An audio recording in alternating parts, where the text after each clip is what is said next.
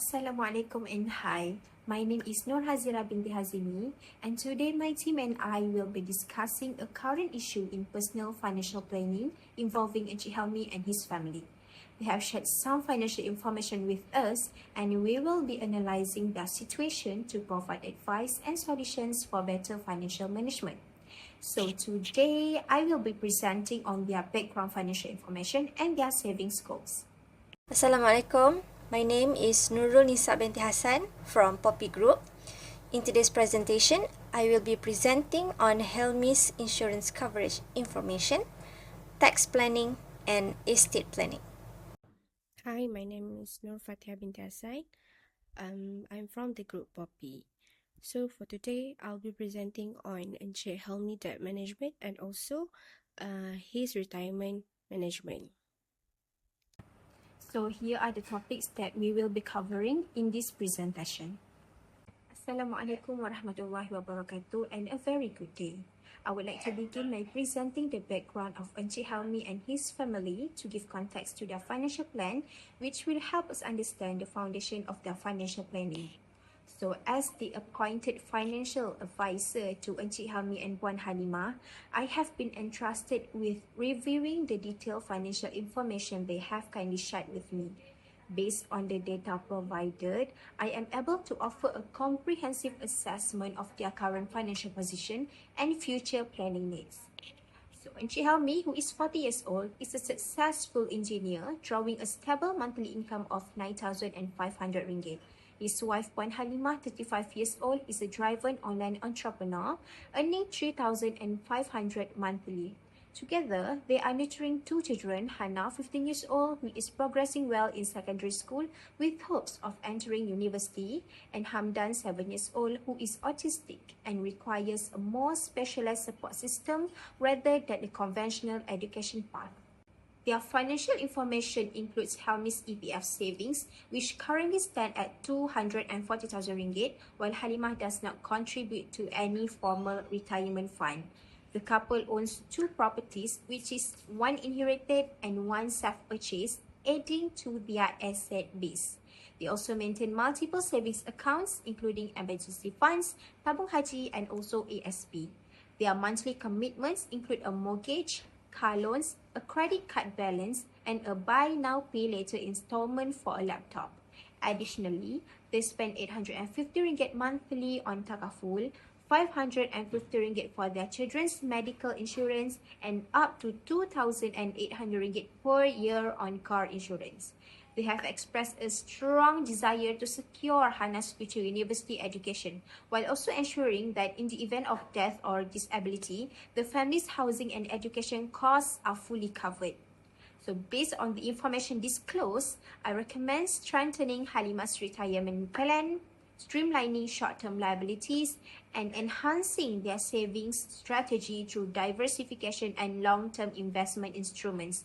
I believe these steps will help safeguard their financial future and ensure peace of mind for the entire family.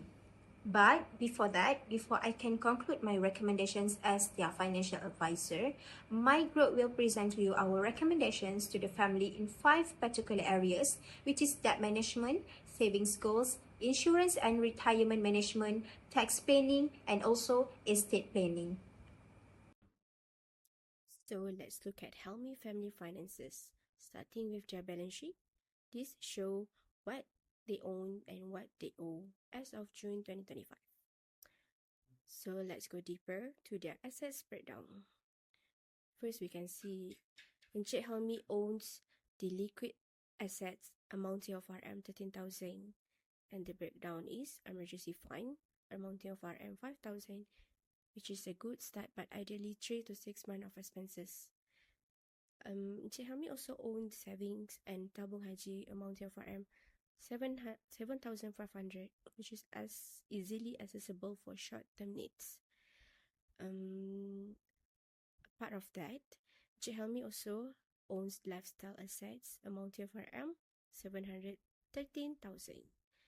So we can see here the breakdown of the lifestyle assets, which is the first one is house worth RM550,000, which is their biggest asset. Besides that, they own cars, which is Toyota Harrier amount of RM 135,000, and also Toyota Vios amount of RM 28,000. A part of that, Encik Helmi also own investment asset amount of RM 675,000, which is contains EPF amount of RM 240,000 for their retirement savings, and also ASB inherited property amount of RM 435,000 for their long-term investments. So total assets amount of RM 1.4 million. This looks strong at first glance. So let's move to their liabilities breakdown. As what we can see, Encik Helmi have the current debts amount of RM 6,900, which is for the credit card, and also BNPL laptop.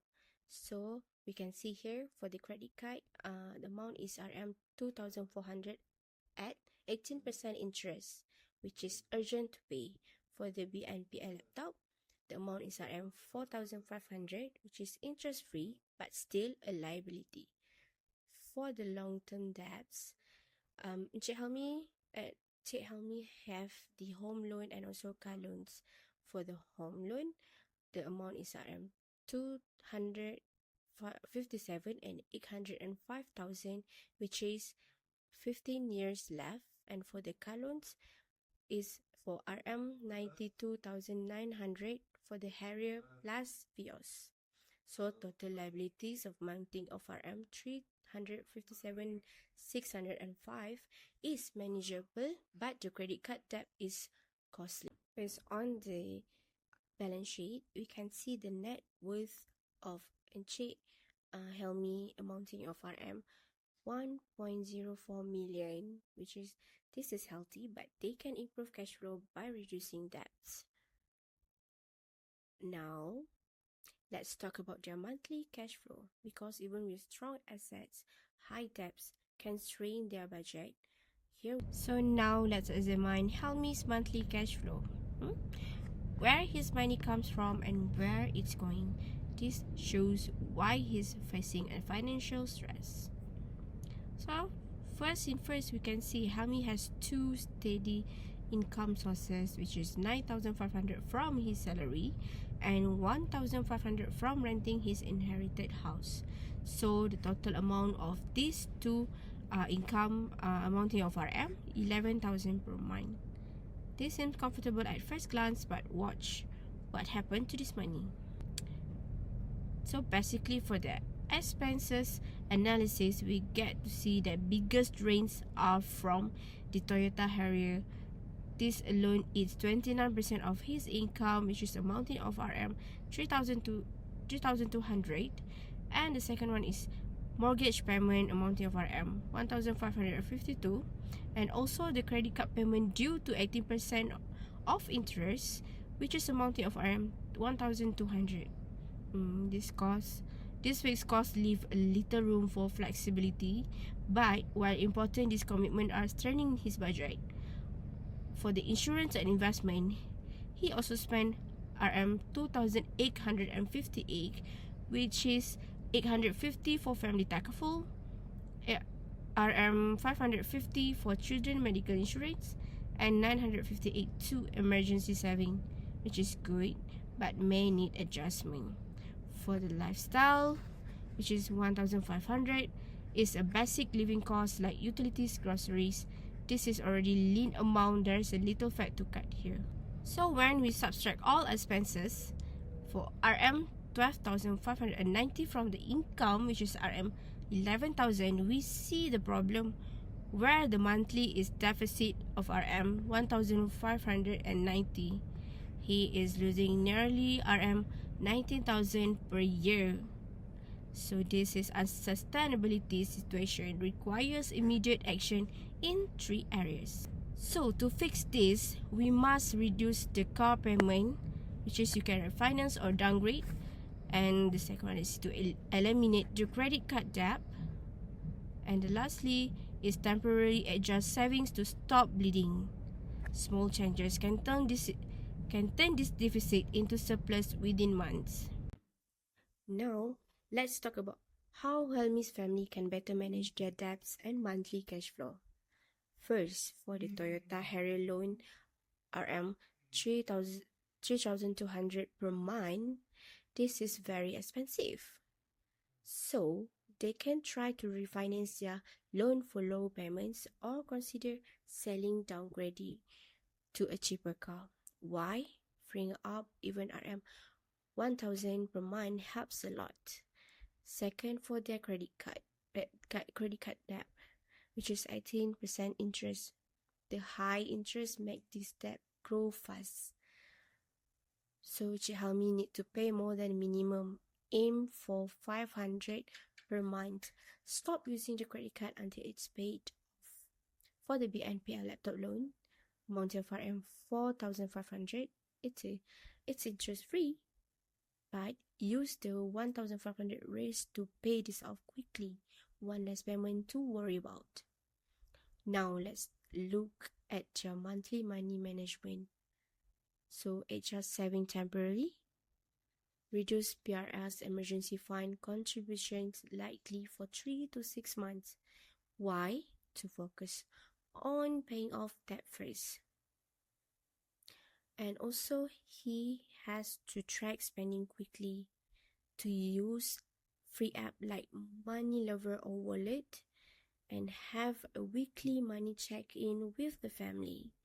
For the long-term plan, once debts are under control, he has to rebuild emergency saving to 3 to 6 months expenses and restore PRS contribution for retirement. Remember, small steps make a big difference. Start with one thing today. Maybe tracking expenses or paying extra on the credit card. You've got this. So now let's take a quick look at Encik Helmi's savings goals and what can be improved. For the emergency fund, they have 5,000 ringgit. It is a good start, but they should aim for at least 12,000 ringgit by saving 500 monthly. For education fund, if Hana wants to pursue in private university, they need to start saving in SSPNI for about 250 to 600 ringgit monthly. So for retirement plan, Helmi is 40 and aims to retire at 60. So they need around 840,000 to maintain their lifestyle, saving consistently over 20 years. As Hamdan is autistic, a trust or hibah of 100 to 200,000 ringgit should be set up for his future care. So Helmi owns, for investment, Helmi owns a house in Gombak. So renting it out for 1,500 ringgit monthly can support Hamdan's needs. For other investment, Helmi should continue EPF contributions while Halimah should start PRS or Aisaraan for retirement and save more in Tabung Haji. For the debts, they have credit card and buy now pay later debts, so these should be cleared within 6 months using salary raises or tax refunds, and they should avoid new debts. So what I can summarize from his savings goals: with proper planning, disciplined savings, and strategic use of their assets, Encik Helmi's family can secure their financial future for the better future for their family. Hi, I'm Nisa. I will be sharing Encik Helmi's current insurance coverage and what changes should be considered. Firstly, regarding life takaful, Encik Helmi is paying about 850 ringgit per month, which totals 10,200 ringgit per year. This is a good practice, but it is recommended that he should check the sum covered as at least 300,000 ringgit or more, ideally 5 to 10 times his annual income. It is to make sure his family is well prepared if anything happens to him. Secondly, medical insurance for the children. They already have medical coverage for both children, paying 550 ringgit per month, which is 6,600 ringgit per year. This coverage is sufficient and they should maintain this protection to cover any medical needs for both children. Unfortunately, Puan Halimah does not have her own medical takaful or income protection. It would be wise for her to consider taking up medical takaful and an income protection plan, so that if her business is interrupted due to illness or unexpected issues, her income remains resource. It is also advisable for her to name a nominee so that any insurance payout goes directly to her family without delay. On motor insurance for both cars, the annual premium for the Toyota Harrier is 8,000 ringgit, which matches the market value of around 135,000 ringgit. Meanwhile, the Toyota Vios insurance costs 2,000 ringgit per year, which is reasonable for its market value. So in total, Encik Helmi's family currently spends around 26,800 ringgit per year on insurance, which is quite high. To make this more effective, they should review all policies for any overlaps, confirm that the takaful sum is enough, add medical and income protection for Puan Halimah, and name nominees to make future claims easier. By doing all this, they can better protect their family's finances and secure their future with more peace of mind. Let's talk about Helmi and Halimah retirement plans. At 40 years old, it's time to check if they are on track. As what we can see current situation, Helmi retirement saving have the EPF balance amounting of RM 240k, which is a good start with monthly contributions of 11% from employee plus 30% from employer, amounting of RM 2,565 per month. Keep this going, it's automatic and grows with compound interest. And we can see Halimah retirement saving here. She only have RM 15,000 in ESB. Since she is self-employed, she has no EPF. Based on their retirement planning, I would recommend Puan Halimah to open PRS account this month to contribute at least 300 per month, equal to 3,600 per year for full tax relief. For both of them, for the long term, use the 3,500 monthly surplus after debt are managed to increase PRS contribution or invest in ASB or EPF self-contribution. For their retirement goal check, at 40 years old, aim for 3 times your annual income safe. For Encik Helmi, you're on track, which is RM 240k versus RM 114k target. For Puan Halimah, needs to catch up. Small steps today equal to big security tomorrow. Start with Halimah's BRS, then grow from there. Your future self will thank you. Now, I will share Encik Helmi and Puan Halimah's income tax details and how they manage their tax reliefs. First, Encik Helmi's income. His yearly salary is 114,000 ringgit, plus he earns 18,600 ringgit from renting out the inherited house. So his total annual income comes to 132,600 ringgit. He claims various tax reliefs like self-relief, EPF and life insurance, medical insurance for himself and the kids, medical expenses, SSP&I for Hana, PRS, lifestyle expenses, and even relief for supporting his parents and Hamdan's disability. Altogether, these reliefs add up to about 49,500 ringgit, so his chargeable income drops to 83,100 ringgit. Based on this, his total tax is about 6,189 ringgit.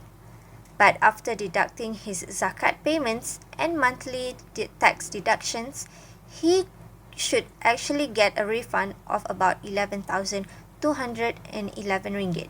Next, for Puan Halimah, she makes about 42,000 a year from her online business. She also claims reliefs like self-relief, medical insurance, medical expenses, and lifestyle expenses for skill upgrades and broadband. So her total reliefs come to 15,500 ringgit, which brings her chargeable income down to 26,500 ringgit. Her total tax payable is about 345 ringgit, but she pays zakat and qualifies for the self-rebate, so she should get back about 3,655 ringgit. In summary, both Helmi and Halima have used their tax reliefs wisely. If they get tax refund, it is recommended that they use the money to settle short-term debts like the credit card and BNPL laptop, or to boost their savings for emergencies or retirement. So far, Helmi has used most of the key tax reliefs like lifestyle reliefs, EPF and life insurance, medical insurance for kids, SSPNI for education savings, and his private retirement scheme. This is already a very good practice. However, he can still maximize his tax relief. For example, he could include medical checkups within the lifestyle relief limit, which allows up to 2,500 ringgit. He should also make sure he and Puan Halimah both have separate takaful coverage for medical and life protection. This can help claim more relief while boosting their financial security. If Helmi is supporting his mother, he might also qualify for parent relief, but of course, this depends on meeting certain conditions. Another thing to note is that Helmi's monthly tax deduction, or MTD, seems a bit too high, so he should get his employer to adjust this to avoid overpaying.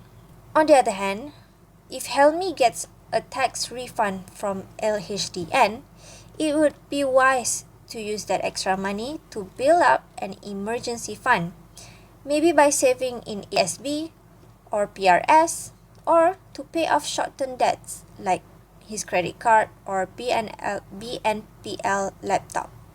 Finally, his son, Hamdan, if he is registered with JKM for autism, Helmi could also claim disabled child relief, which would reduce his tax even more.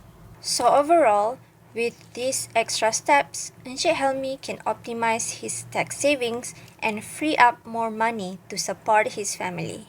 Hi, I will now share what Encik Helmi's family should do with the inherited assets and how they can plan better for the future. Firstly, regarding the will or wasiat, Encik Helmi currently does not have a will.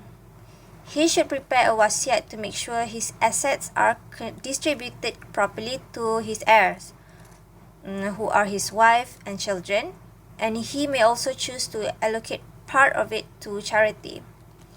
Not only that, Encik Helmi should arrange for a power of attorney, POA, so that if he ever gets sick or is unable to make decisions himself, someone he can trust can help manage his affairs. Next, Encik Helmi should appoint a guardian for Hamdan and set up a trust or hibah of around 100,000 to 200,000 ringgit to cover Hamdan's living and medical costs in the future. In addition, he should name a nominee in his takaful plan so the payout goes straight to his family without any delay. Alright, moving on to own properties. Encik Helmi owns an inherited house valued at 420,000 ringgit, and his own house is worth 550,000 ringgit, which brings the total estate value to about 970,000 ringgit. To avoid future complications, he should consider using hibah to transfer the house or savings directly to his wife and children while he is still alive. Lastly, before driving under the asset under Faraid, they should clear any short-term debts, especially the credit card and BNPL laptop. So these do not affect what the heirs will receive. So by preparing a proper wasiat, appointing guardian and nominee, using hibah for his properties, and settling all short-term debts early, Encik Helmi can ensure his family and Hamdan's future are protected and that the distribution of his assets will be smooth and fair.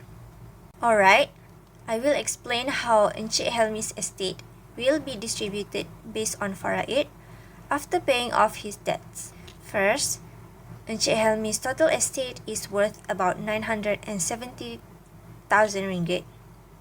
From this, he has debts totaling 357,605 ringgit. So after settling this, the balance of the estate is 612,395 ringgit. Next, under faraid, his wife will receive 1/8 of the balance estate. So 612,395 multiplied by 1/8 is 76,549 ringgit and 38 cents. After giving his wife's share, the remaining estate is 535,845 ringgit 0.62 cents. This residue will be shared by the children, which are the daughter and son. So according to the Islamic faraid, the ratio is 1 part for the daughter and 2 parts for the son. So we divide the residue by 3. 535,845 ringgit and 62 cent is divided by 3, which is equal to 178,615 ringgit 0.21 cents per share. The daughter will receive 1 share, which is 178,615 ringgit 0.21 cents. The son will receive 2 shares, so that's 178,615 ringgit 0.21 cents times 2, which is equal to 357 ringgit.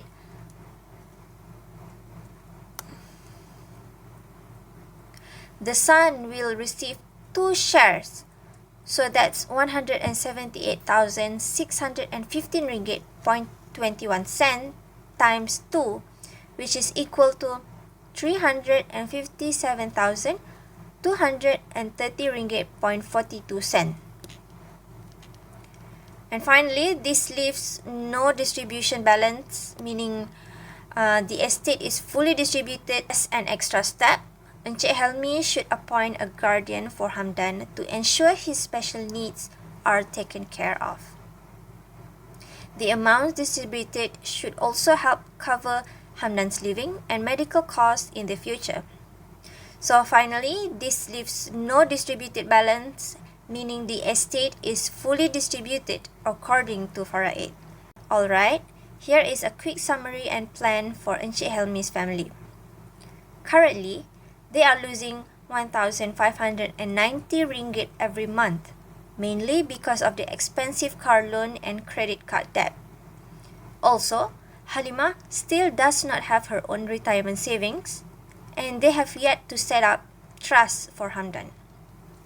So in the next 6 months' time, they should refinance or sell the expensive car or purchase a more affordable car. Use the salary raise or any tax refund to clear off the credit card and laptop debts as soon as possible. They should stick to a stricter budget so they do not have to overspend again. And over the next 1 to 2 years, they should build out their emergency savings to at least 12,000 ringgit. And Halimah should start her private retirement scheme, PRS, with 300 ringgit a month for extra retirement savings. And they should also begin putting money aside for Hana's education. Finally, for the long term, they should set up a 100,000 ringgit trust or hibah for Hamdan's future needs. It is best for them to prepare a wasiat and hibah to handle inheritance smoothly. Not only that, they should review insurance coverage so everyone stays protected. With disciplined debt payments, smart saving habits, and better protection planning, Encik Helmi should transform his economic struggles into a stable future for his family. Thank you.